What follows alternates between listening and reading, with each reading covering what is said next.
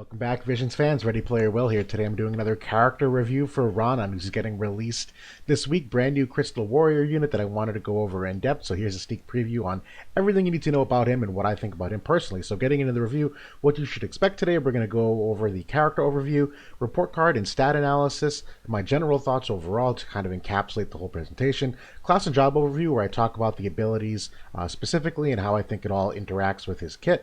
Then I'm going to quantify one of his passives that has a 20 modifier down potentially, and just what that means damage calculation wise for some approximation. And then I'm going to go over the notable vision cards, Espers, and then the notable weapons and the proper times to use them. So sit tight and let's kick things off. From a character overview, he's a brand new lightning unit. He is a crystal warrior, the lightning type, with the subjobs of Kotodama wielder and devout, which is really interesting. Devout up to this point has really only been Minwoo's job, and she's gotten some relatively low end use, but it's a really good job overall. Definitely a thumbs up there. He can equip rods or staffs, otherwise known, they're both the same thing. Equips hat, cloth, and accessory with a base move of 3 and a base jump of 1. Well, we're looking at status resistances, pretty standard for the elements, and in terms of weapon type resistances, he's minus 15% to pierce, so something definitely to look out for. That is a pretty large negative for a resistance, but obviously you can hedge that if necessary. 5% to strike, not too worried about that as strike damage is kind of niche. But the rest of the resistance is honestly pretty great. 20% to slash, 10% to missile, 10% to magic.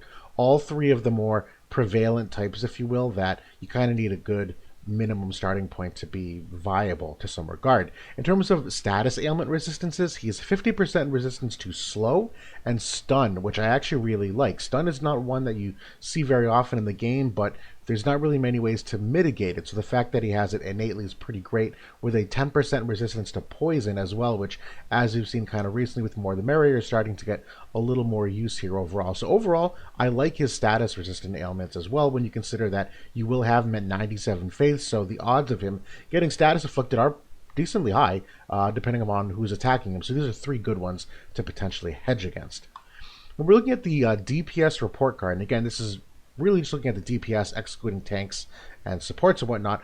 Effective HP, again, very high level. What that means, it is his HP level, but it is adjusted for things like defense and spirit and the resistances, things of that nature, so that it's not necessarily what is his health pool, but how much damage do you have to do to bring him to 0, which is quite honestly a better way to think about health pools, because it's more than just a hit point number. So his effective HP overall is an A-. It's actually really good. In terms of his strength, though, it's not necessarily the physical type of damage. I'm giving him a B on that perspective, but the magical HP is an A, if not even potentially an A+. I kind of reserve that for the top tier, and he's just a step below, but still damn good. Overall an A, and it's really just because he's got a lot of survivability in his kit, a ton of potential spirit that he can stack onto himself, and like we said, the 10% magic resistance is a good starting point. So overall, really good on that front. We'll get into his survivability more soon. From a primary stat perspective, looking at his magic stat in particular, there's two ways you can look at it. Obviously, is number one the base stat, but then number two is with, you know, what kind of passives do you equip. So I took a small selection here of other mages, so it's an apples to apples comparison. His base magic stat is fair. It's not bad. It's pretty decent for the mages. But when you start putting the passives on, he still does relatively well. I think it's really just a question of, do you prefer the magic level up passive compared to some of the others that he has to offer, and we'll get to that soon. But overall, it's a B. It could be better, could be worse. B might be on the little bit of a lower side here, but I only put B because I actually don't think magic level 1 passive is one you'll often want to equip. So he probably will remain in that mid 500s, but I'm kind of getting ahead of myself here. When we're looking at agility, I'm giving him a C. He is straight average for agility. Nothing wrong with that. He does not have any passives to boost it either, so he's relatively stuck there, unless you can change that via Espers and vision cards, which you can, but just know that he's average speed to start. Accuracy, he is a D. This might be the worst accuracy character I've reviewed in quite some time, and this is a legitimate thing to look out for. Now, when I did my Ibarra review, a lot of people initially dismissed her because of her accuracy issues, and I kind of came to the table and put my fist down and said, wait, no, you can actually like solve this and fix it, particularly when you throw in the fact that she has countermen slash in the sub job, which has an extra 30% chance to hit. Ranan does not have that. He does have a guaranteed hit on the Kotodama sub job, which is fine, but that's not really what makes him good. If you're spamming that ability, you're kind of handicapping what he does best. But we're looking at accuracy otherwise. So if we're ranking the top characters in the game with accuracy, and there's really two ways to look at it. Again, you can look at accuracy with the base stats, and then you can look at it once you put on their passives. So for here, I have these characters ranked with their passives, meaning their optimal potential. And this is not with any espers or anything, but just to give some relative idea. You don't really need to understand what these percentages mean per se. But Corwell, Farm, and Lara are three of the most accurate characters in the game. They start off with passives roughly around that 200% mark for starting accuracy rate. If you go down to where the average number is, it's about 172% for all the UR units, where their average. So Corwell, Farm, and Lara have 30% higher chance to hit than your average unit does. If you go down a little farther, down to like the 80s and 90s, we are down like in the 80th percent or the 20th percentile, if you will, the very low end of characters. You get to where Ranan is there, 91st of all the URs, where his accuracy with passives is at 152%. He has no passives that can boost it, so it's the same as what his base stats are, which is 20% below the average, which is not great. It takes a lot of work to get that back up considering the metas, and I'm not speaking just of light evasion, but also wind evasion, earth evasion, dark evasion. There's a fair amount of comps at this point. It's becoming more of a consideration than it has in the past, and he definitely needs some help to that degree. We'll cover that more in just a little bit. From an evasion perspective, also a D. His luck stat is part of the reason why his accuracy is so low, and the lack of luck stat is also why he's not even remotely close to being an evade character. And his movement is a B, because he does have the opportunity to increase his move and jump of 1 via the Kotodama subjob, so just slightly above your average. So you might be looking at this right now and being like, he looks good, but like not really convinced yet. We're getting there. Passives, I'm giving him a B+. He actually has a lot of great passives. Some of them are a little bit redundant, but I still think they're good passives overall, with some versatility to how you want to build him. The counter abilities, also a B+. I actually don't think any of them are amazing, but you actually have 3 like above average counter abilities for him that I all think have their time and place. His overall kit, though, is an A-, and this is where things really kind of have the heaviest amount of weight. Yes, he's lacking in a fair amount of stats, but his overall kit is extremely good. We're going to get to that when we go through the abilities, which lends itself to a final grade of A-, that despite the accuracy problems, despite the average agility, despite no evasion, he's still an A- because he does have a fair amount of survivability. He does still pack a punch when necessary. He's got enough synergy with the lightning cast, and his kit overall is fantastic enough that it makes up for some of those weaknesses. So my general thoughts here, he's a magically tanky DPS. That's how you want to think of him. That he's got a 6 spirit innately. He's got 3 passives that can boost spirit by another 12 to 15. And one of those is a passive that boosts his defense by 15 as well, which I actually think is really important because he has no innate defense. So if you are going against any kind of physical damage dealers, it's nice that he has a passive that can boost his defense by just a little bit. He does have an ability that can boost his spirit by 35 to himself and allies. That's positively nutty that you can increase it by that amount. So already you can see why he's great against magic. He's got a general barrier as well that is both physical and magic damage. And on the devout subjob, he has a buff that can increase his AoE resistance and his slash resistance by 20. So he's definitely a magically tanky DPS. He's also got tons of utility, and this is kind of where I say the kit gets an A- overall, where he does so many good things outside of just dealing damage. Where he's got a minus 25% magic resistance in peril, which is kind of niche. Really only Kilf has that magic in peril on her limit break. He's got a 100% reduced counter chance. He's got a general barrier break that will break both physical and magic barriers. He has Dispel Courage, which is incredibly useful. He has Confusion, Silence, Slow, and Stun potential for 4 different status effects. And he has a sub-job ability that can Dispel, Protect, and Shells. So when it comes to Joom and Celes as a magic tank in the future, he can dispel both of those buffs. So overall, when we talk about like a great kit, yeah, he's got a lot of really good things here that are super useful, even if he's not always necessarily hitting his shots on the characters that you really need him to.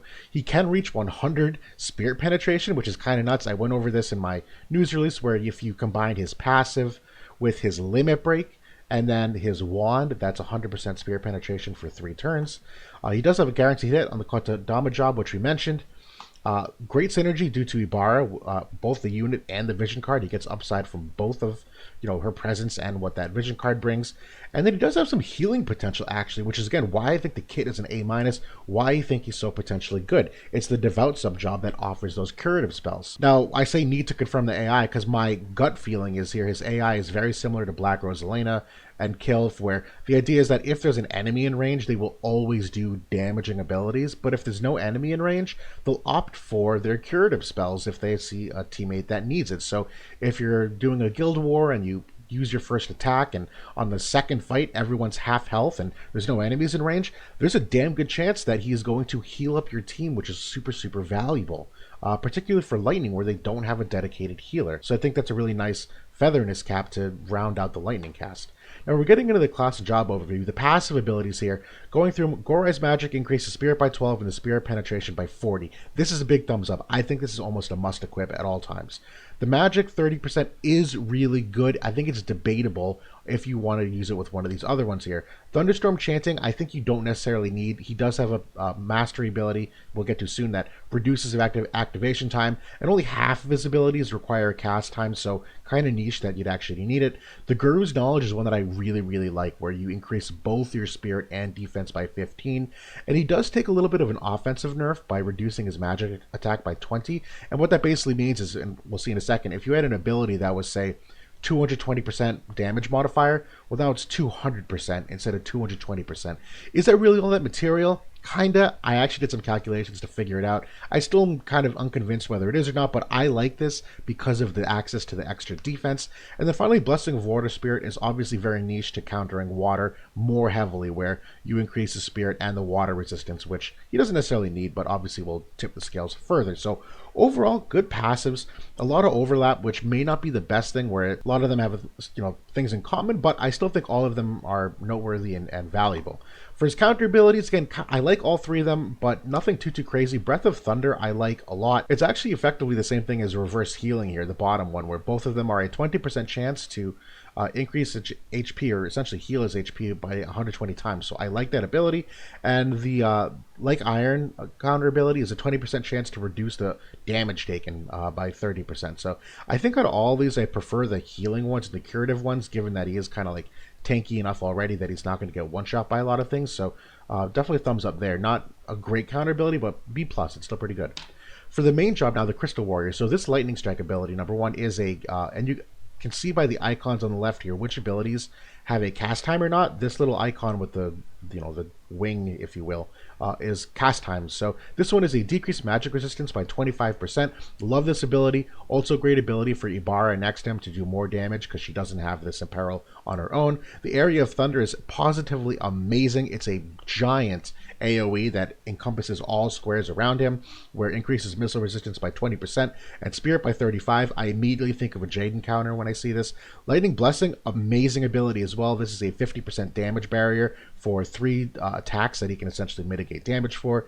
Sheet and Seal, I love this one too. This is a barrier break, both physical and magical, and reduces the counter chance by 100% for those 3 turns to the target. The Naruto dances and sings, I'm sorry. That's a funny the way they translated that. 25% chance to inflict confusion, giant AoE. I think it's a great ability. Confusion overall isn't the most valuable status effect, but it's not a bad one, that it can certainly interrupt turn order and make enemy AI do weird things to their teammates, so I like that a lot. And then Warrington Thunder, also a big fan of that because it is a Dispel Courage ability that is an AoE. So good lord, if you have an Elena standing directly next to the Engelbert, you have an opportunity to Dispel Courage on both of them in one hit. 2 thumbs up. That's why I love the kit overall. Now the sub job, this silence ability where you can inflict silence and slow, I don't think he'll prioritize it because it is a non-damaging ability. So it's a niche situation in which you would prefer this over a buff or a curative spell or something to that effect. But still, I do think he will use this in the right opportunity, and it obviously is great for PvE content. And then the double solution, I love this ability that it dispels, protect, and shell, and it's a double hit as well. So really great for just utility in terms of helping take down Joom and Celes in the future. And obviously there's a bunch of other characters that have protect and shell via TMRs and abilities and whatnot. When we get to the Kotodama sub-job, I also like this a lot, and this is one of my favorite sub-jobs because you can really fine-tune what you want your characters to do, and it drastically changes their profile to some degree, where if you can increase his move and jump by 1, I think that's a great extra bit of utility. He does have the 100% hit chance here on the Don't Hesitate ability. He also has access to the stun status effect here on Pain That Faints. God, these stupid translations. And he does have another AoE ability here. But overall, I do like the Kotodama job, where I like some of these extra abilities and utility. Which brings us finally to the Devout, which I also think is an amazing sub-job. I don't think there's a strong case one way or the other which one I prefer, because there are some buffs here that are absolutely fantastic, where the teaching of Thunder Assistance will reduce his cast time for himself, which will help his overall DPS output later in the fight. He will theoretically also use this on a teammate, so if you're using it on someone like Cloud or even someone like Charlotte for this extra 30% debuff resistance, that's great for your tank.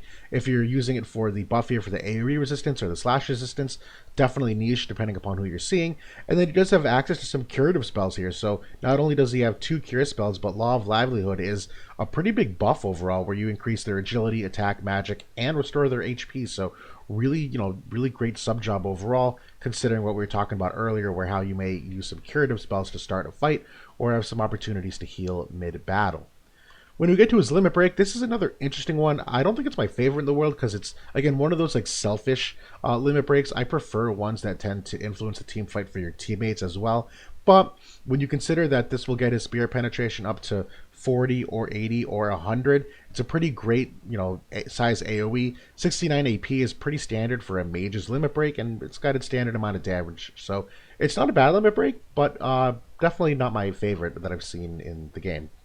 When we get to his TMR, though, this is an absolutely amazing TMR. 2 thumbs up, 100%, because it's, number one, it's an accessory. Number two, it's got that defense and spirit just to kind of round out your survivability, but the ability itself is absolutely fantastic. That it's a magic buff of 40% and grants haste. I can only imagine like a bunch of Elenas running around with this TMR and having like Engelbert using the cane helmet, also hasting himself next to her. I see so many potential uses for this TMR that I think it's almost worth pulling him just for the TMR alone, that you're going to get so many benefits from it overall.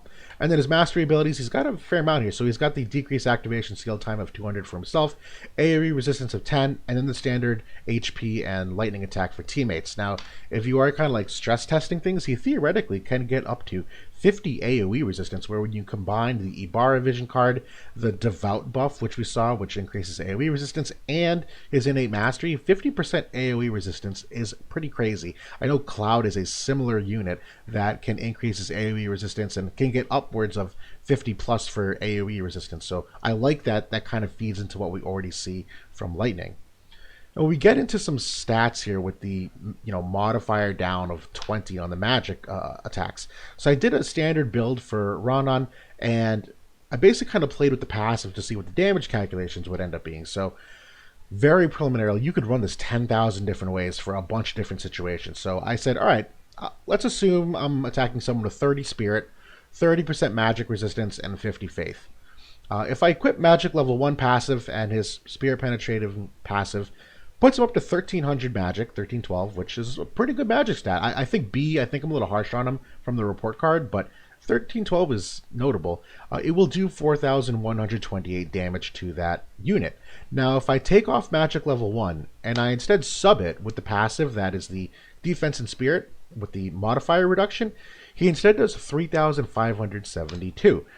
556 less damage, or roughly 13% less damage. And I did this with a handful of other abilities of his and other different faith ranges. So I did 97 faith instead, and it's roughly 12 to 15% less damage overall, which, although is a significant chunk of damage, if you're looking at for instance, this damage number 4128, he's not going to one-shot many characters unless they have like really bad magic resistance. So even if you are doing 12 to 15% less damage, you're probably still going to kill characters in 2 hits, maybe 3 hits. That I don't think it's a significant nerf, particularly when you consider that he gets 15 defense from it, in addition to the 15 spirit as well. But I really think that extra defense goes a really long way to making him more well-rounded in terms of what you might see. So time and place when you'd want to use it, but I don't think the 20 extra modifier down is a massive, massive nerf, but it's sizable to some degree, yeah. Now, for notable vision cards, Europa is coming out next week. This is one that I like a lot. Obviously, for the magic attack 35, the agility 8%, and the crit damage up. Now, I don't think Ranan is going to be getting a lot of critical hits because his dexterity stat is kind of but the lightning cast overall is known for crit hits, so someone like Cloud or Frederica will certainly benefit from that. I also do like Wish Upon a Demon. Now, this is obviously kind of like reserved for Ibarra, but there's really no reason why you couldn't put it on him. The stats are roughly the same in terms of HP magic, and they both give 3 agility. This also gives him Spirit Penetration of 20, so you could theoretically put this on and do a different rod instead, which we'll get to soon. Human Killer 5, AoE resistance, it still has a magic attack, and the dexterity of 35% is roughly an extra like 11 to 12% accuracy for him, so every little bit helps. It's certainly a good card, and certainly you could put both of these together, but the problem when you do so is that they kind of overlap with the magic attack here, where the magic attack 18 of the Ibarra card is going to get overridden by the Europa card. Now, I know we do have dual vision cards coming soon for the anniversary. I am not 100% sure yet exactly how the stats calculate from that, so I think there's a time and place where you would overlap these to some degree, but I'm not going to speak confidently on that yet. For the other vision cards, though, I actually do like Blossoms in the Dark, if only because the Human Killer will stack with the magic attack buff, where if you do put this on him, he's going to get an extra 30 modifier, because 5 from here and 25 from here. He technically is able to use the Ruina ability, which I don't think he wants to. I don't think it's that great compared to what he already has, but it's nice that it's there. And overall, yes, 20 luck is nice. It's not going to drastically improve his accuracy, though. I just don't think this card offers as much as some of these other ones, where strike resistance of 20% kind of niche. Which brings us to Ramu also, where this is probably great for some mirror matchups for the extra lightning resistance of 10, and it's really just known for the magic 50% to the party, which he and Ibarra would benefit from. But if you're using, him and Cloud, this is kind of a not great card, considering that only Ranan really benefits, and the max damage 2500 is really niche for PvE content, not for PvP content. That being said, there is a middle ground to these two cards. I actually like Envious Magician a lot, depending upon how we end up using these dual vision cards, where he will get an additional decrease of 100 on his activation time. Yes, he will lose 5 defense, so it's important to hedge for that potentially, but the party effects, magic buff of 30% and Human Killer 15 on magic attack, so it's kind of a happy medium for both Blossoms in the Dark and Ramu, which I like a lot. I think I prefer that card to either of those two others, speaking frankly. Now, for notable Espers, I am 100% of the belief that anything with accuracy is the thing that you need to have on him. You absolutely need to find an Esper with accuracy. So to me, Ramu is the #1 candidate, kind of moving it off Ibarra, putting it onto him, where 22% accuracy, magic attack of 10, lightning attack of 25, and an extra 7% buff to the base magic stat. 2 thumbs up, Ramu is definitely amazing. If you can't use him or you're using him somewhere else, I actually like Odin as well. Again, typically known for physical attackers, but 22% accuracy, you can do 15% slash or missile resistance, and he's got 25 human killers, so theoretically still a bunch of great modifiers. He's got a ton of agility, which will obviously make him just slightly above average where he is currently, so I like Odin a lot as well. I think Shiva's also a great unit, great Esper, because she also has a high amount of agility, 16% accuracy, magic attack 10, magic increase of 7% on the base stats, and 20% pierce resistance, which, if you recall, he's minus 15% to, so this will at least put him positive on that weapon resistance. I also think Europa is a decent enough Esper for him. 7% accuracy, lightning attack 25, magic attack 15, and you can do 15% missile or pierce resistance. So this is more skewed for if you need a specific resistance. Not my favorite Esper, but worth mentioning. And Aegon kind of in that same, idea where it's really just what resistances do you want? And Aegon can actually use both pierce and magic at the same time as lightning attack and accuracy. So I actually like Aegon a little bit more than Europa for that reason, but it's really just, whether you want the offensive modifier here for Europa's magic attack or you want the extra resistance here on Aegon. Really a judgment call. Which brings us to our last Esper that I think is really underrated in the game, but also for him as well. Bloody Moon. This is actually an exceptionally good Esper. 22% accuracy, 15 spirit, 50% buff to magic on the base stat, and magic attack 10. Kind of does everything you want it to. So I like the Bloody Moon overall. The only downside is that it does give him a minus 10% light resistance. So if you're going against light meta, he's going to take some extra damage from them because of it. But you can get around that. But overall, these are like the ones I would focus on. There's obviously a bunch of other great magic oriented espers. It's really just situational for how you want to either play with the modifiers or, do something different with the resistances or tune your agility a little bit differently for the turn order. I can't get that far into it. This is just what I think for the best overall, which is kind of the same concept here for the weapon optimization. There's really like 6 rods, and the new one he's getting this week is this lightning rod here at the very, very far right. And I could do a whole review on which one's best because there is not one answer. It is 100% situational on who you're attacking, who you need to attack like as a priority target, what you already have for resistances and for modifiers. And if you're looking at the guard stick, that's obviously if you need extra magic resistance. So if you're in a magic meta, this is one way to get an extra 8% magic resistance. If you're looking at the Cypress pile, recall it is 20% magic resistance penetration. So he does not have any magic resistance penetration in his kit. He's got the spirit penetration, but not magic resist penetration. So this at least is, if you're going against a very high magic tank like Celes or Fryevia, who can get up to like 70 or 80% magic resistance, this obviously was going to help him a lot, but niche to that situation. Platinum Rod is okay, but quite frankly power crept by all these other rods at this point.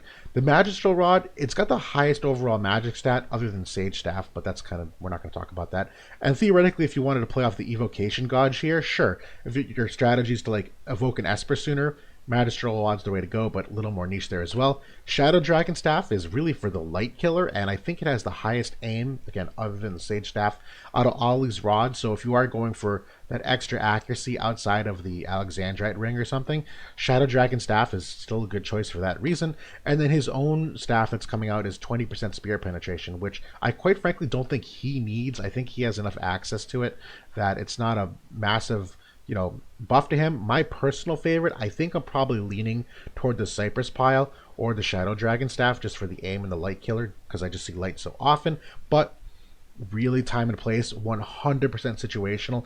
Even damage wise, I could not even give you a proper damage estimation on the difference between these rods because it's purely subjective upon what you already have for his vision cards, his espers, his passives, and then who you're attacking. Completely subjective. But that's Ranan in a nutshell. I give this character 2 thumbs up. I'm not going to say must pull. I'm not. He's a very good unit, though, particularly if you're already building Lightning. I am going to do an analysis later this week on him and Ibarra versus Celes, who is a very unique magic tank coming from Final Fantasy VI, where I think it really raises some questions on how good he's going to be when we get into the water meta, where I think Ibarra's presence does change things. But overall, this is a damn good unit. A lot of utility that I think has some, versatile use in the state of the game, and I would imagine his use probably sticks around for that reason because courage and barriers and protect and shell are not going away anytime soon. Joom and Celes and all those units are going to be prevalent for quite some time, and courage and re-raise in the light meta is not going away either. Violet has courage, Locke has re-raise. So the things he does is going to be useful for quite some time. So hopefully this is informative. Thanks for listening, everybody, and I will talk to y'all soon.